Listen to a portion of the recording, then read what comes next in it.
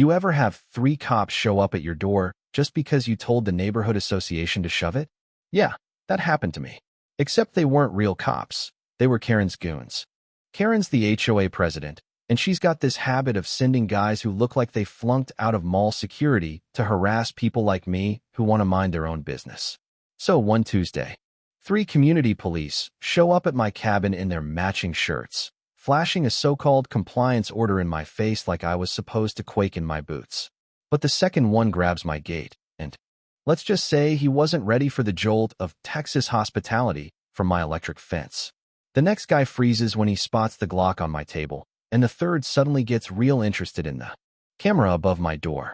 They thought they were going to intimidate me, but I had every second on video. And let me tell you, what started as a headache with the HOA ended up being the craziest lawsuit this state's ever seen. My name's Ray Dobson. I'm 52, and I used to design security systems for the military. Yeah, the kind you see in movies, only more paranoid. I put in my years dealing with rules and paperwork, and all I wanted was a little slice of peace. So when I found this old cabin on 3 acres right on Cedar Point Lake, I figured, here's where I finally get to relax. No meetings. No neighbor telling me I can't have a red truck in the driveway. No HOA. I even double-checked the records. Bought the place before any HOA was ever formed, Texas law on my side. For the first 6 months, it was paradise. Sunrise on the water, tinkering on my boat, reading weird tech manuals because, well, old habits die hard. Then the letters started showing up. First was a nice little welcome from the HOA president, Evelyn Maris. Next one not so nice. By the 5th letter, it was legal threats and mandatory compliance, this, enforcement protocol, that. I knew the law better than they did. No contract, no HOA. But they just kept pushing. I did some digging and found out Evelyn wasn't your average busybody. She was a fired law professor who now ran something called Neighborhood Solutions, LLC, basically an HOA with fancier business cards. That's when I upgraded my security. We're talking facial recognition, AI cameras, electric fencing, the works, and a Glock on the table, because Texas. One afternoon, my cameras pinged 3 men in a white SUV, Highland Security logos slapped on the side, looking like a low-budget episode of Cops. First guy, Marcus Webb, comes marching up with fake papers and zero doubt he's in charge. 2 backup guys, Sims and Raichi, tried their best to look tough, but I could smell rookie on them from the porch. Webb bangs on my door, claims they're here for an HOA violation, wants me to sign his fake documents. I ask for a badge. He flashes a laminated card you could get at Staples. No warrants needed. This is a civil matter, he says. I tell him, yeah, and trespassing's still illegal. He gets pissed and grabs my gate. Q 12 volts straight through him. Not dangerous. But he yelps and tumbles right into my shrubs, shoe flying off, hair looking like he stuck it in a socket. Sims peers through my window, spots the Glock and a note that says, in case of emergency. Break glass. Wait, no glass needed. His face goes white, starts backing away like he's trying to moonwalk.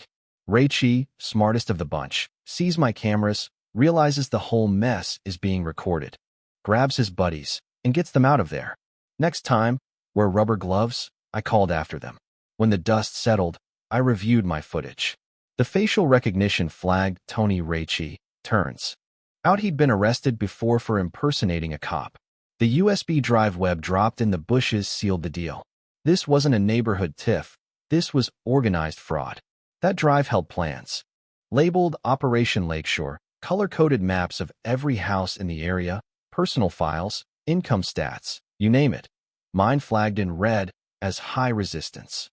This was an HOA on steroids. Gathering industrial-level intel, planning phases from initial contact to final resolution, whatever the hell that meant.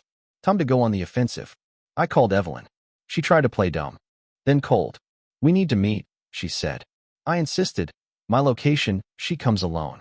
But first, I called Sheriff Morrison, a straight shooter I'd met when I bought the cabin. Showed him the drive. His face got real serious.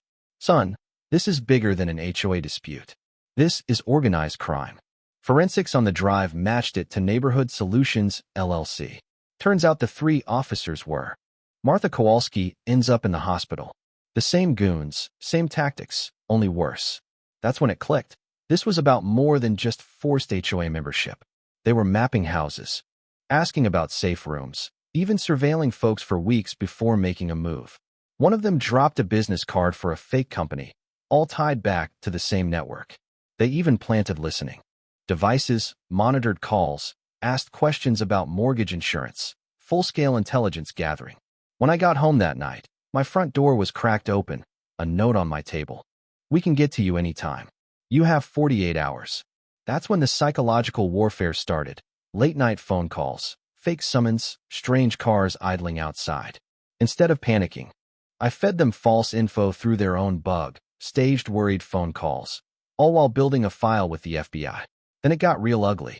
Evelyn demanded a meeting, offering me a lowball cash buyout, pushing to get me out before their development partners arrived. Turns out these weren't just local thugs. They had international backers using real estate for money laundering. The FBI got involved, tracing the operation to a Korean front company, and I went undercover to get Evelyn to admit everything on tape. The final showdown happened at my cabin. Evelyn and her Korean handler tried to threaten me into silence, hinting at permanent solutions. But I had the place wired for sound, and the feds waiting in the wings. They arrested everyone, locked up the main players for decades, and busted a nationwide scam worth millions.